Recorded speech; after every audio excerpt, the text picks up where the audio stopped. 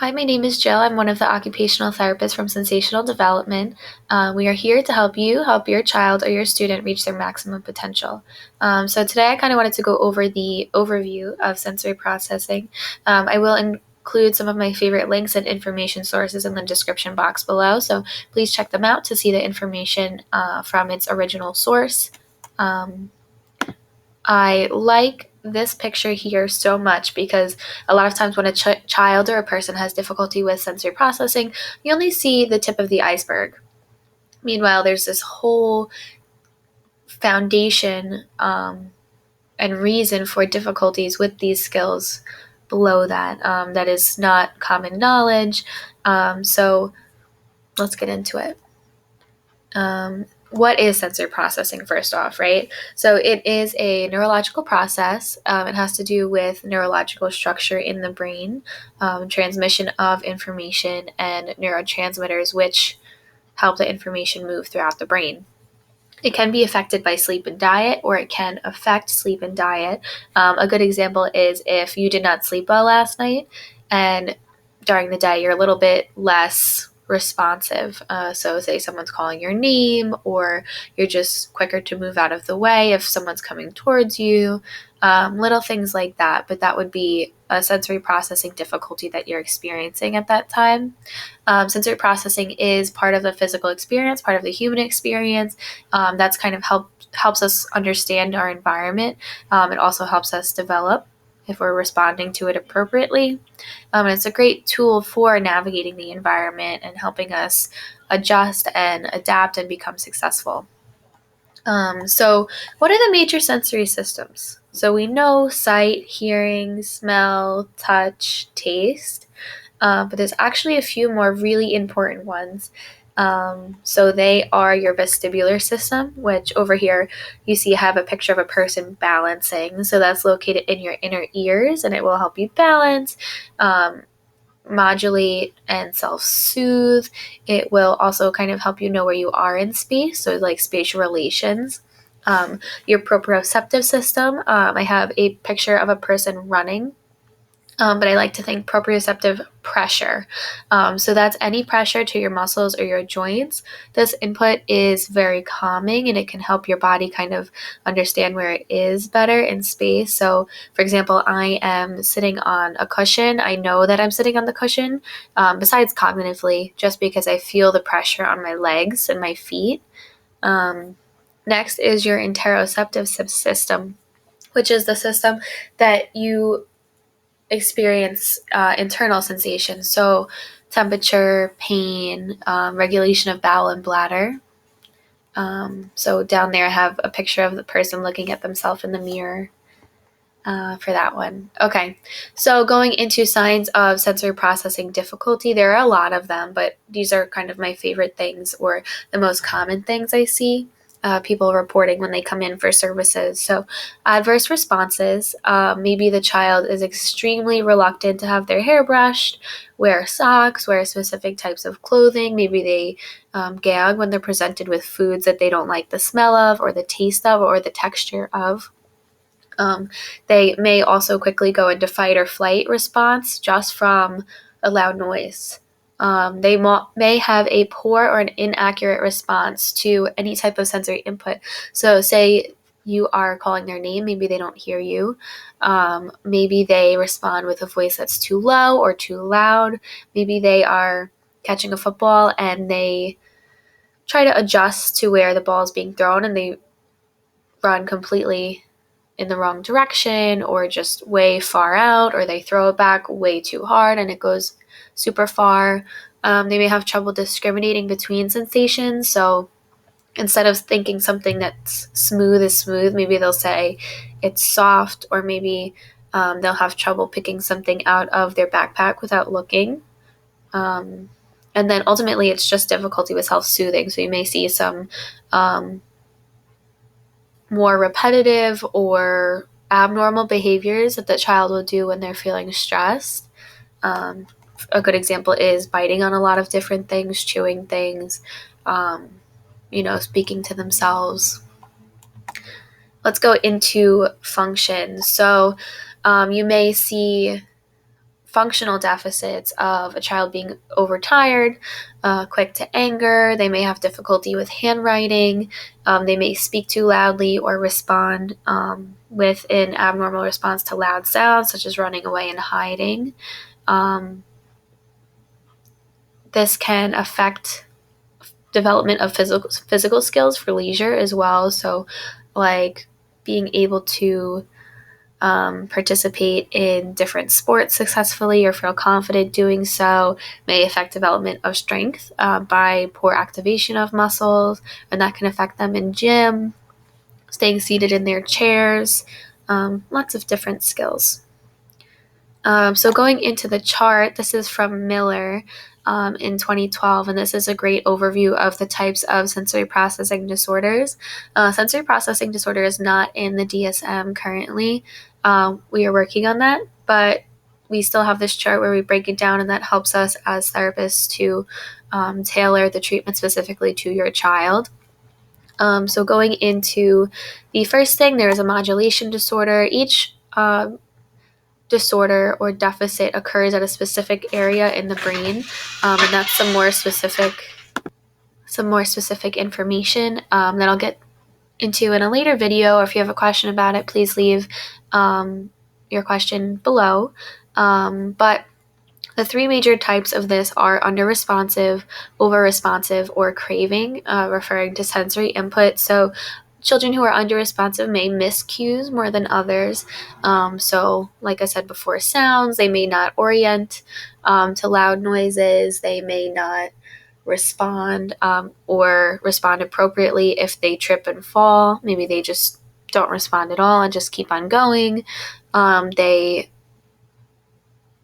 will just miss a lot in their environment. But we see it a lot with sounds and touch and senses like that. So children who are over responsive will be hypervigilant. They may be cautious. They may avoid a lot of activities because they're difficult, or they may be processing it at an intense rate, which can be very uncomfortable. Some children really feel very uncomfortable or pain when they're putting on types of materials that their body is not able to process. Children who are sensory craving may present with extreme movement seeking, unsafe behavior, poor ability to understand their environment as well, and just making it very, very unsafe and making them have decreased attention. Going into the postural and coordination disorders, dyspraxia we hear a lot, just refers to trouble with motor planning. They may appear clumsy, uncoordinated, weak. Another disorder under that section of the chart is postural disorder. So this is where children have extreme difficulty staying seated in their chairs, and as a result have decreased fine motor and ocular motor skills as well. And then going into discrimination disorders, this can be for a specific sensory system, but overall, it's poor ability to identify, discriminate between, and tolerate where or what has or what they have touched or felt, seen, tasted, or smelled. What are the effects of a sensory processing disorder? So in daily life, your child may have a unique or excessively controlled routine. They may respond with difficulty when their routine is changed or altered, or they may have difficulty attending to a routine and just have poor awareness of time. They may have skill deficits, like I said before, in gross motor, fine motor, or ocular motor skills, motor planning, balance, reluctance to participate in team sports is a big indicator as well, just because it's difficult and the child may be aware of their difficulty. They may have limited activity tolerance due to difficulty holding their body up or difficulty with the fine motor skills, and that can really affect them in school. Like I said, children a lot of times will be reluctant for team sports, so you may see less social interaction or avoidance of social interaction because they're avoiding these team activities, less participation in leisure tasks, or their leisure may be preferably a seated task like video games, just because the motor skills are difficult. They may not meet their developmental milestones, and their interests, like I said, may be more sedentary, or they may be very, very specific, depending on what your child has difficulty with. So on the surface, the child may be appearing different from others, easily agitated, lazy, so not seeking out movement, or hyperactive, seeking out too much movement, to be a selective listener and have difficulty following directions. They may appear to be attention seeking, and you may see behavioral difficulties. But the real reason for a lot of these is why. I don't believe that the child is any of these. I think that they present as these things at times. So it's just because of another difficulty, and it's important for us to really dig deep and get to the root of that and be very understanding when our child is expressing something to us. So while they may appear like the adjectives we had been discussing before, internally they may be feeling like there's a traffic jam of information. And that quote again is from Miller, who made that chart. So they may be entering states of fight, flight, or freeze. So they may be avoiding tasks. They may need to seek out quiet spaces or quiet small spaces we refer to as womb space. They may have a different perspective or world interpretation because they are experiencing things differently, and as a result may have age inappropriate interests or just different interests from others. They may have decreased safety awareness, decreased self-efficacy, self-confidence. A lot of times I see negative self-talk, which is very heartbreaking, but we work on, rebuilding those positive mindfulness skills. They have trouble with bowel or bladder regulation, pain or temperature response, or understanding, and ultimately the ability to reach an engaged, attentive, and alert state. So treatment, what do we do for this, right? First, we want to rule out any other neurological diagnosis. So it's always good to see a neurologist or speak to your occupational therapist for an appropriate referral to make sure that there's nothing structural going on.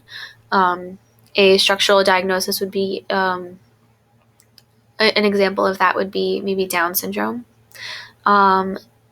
We work on achieving appropriate diet and sleep because that's a big part, like we discussed earlier, of sensory processing, getting the information through the brain, helping to build neural pathways, things like that. So again, we are building the pathways, so frequency and consistency of participation in home activities, sensory-rich experiences, as prescribed by your therapist is a huge part of the treatment. A lot of it does happen at home. Definitely making sure that you are interacting with the appropriate trained professionals, seeking out appropriate referrals, and having everyone work together as a team, keeping everyone involved. And two major parts of our treatment is that they are child-led and they're based on play. So helping the child feel safe or effective enough that they can successfully engage in, use of swings, use of the rock wall, use of, team play is huge for sensory processing treatment. Again, we work with you and your schedule to determine what's best for you and your family, and educate you so that their sensory-rich experience and routine can be carried over at home on a consistent basis. So that said, this information does not forego that of a therapist that is trained and working with your child. I also suggest that you consult your doctor as well, and make sure that your child is safe and there is nothing else going on. If you have any questions, please leave a comment down below. Let me know if there's any specific topics you'd like me to address in the future. Thank you again for listening. I hope everyone is safe and well, and I look forward to seeing you in the next video. Thank you.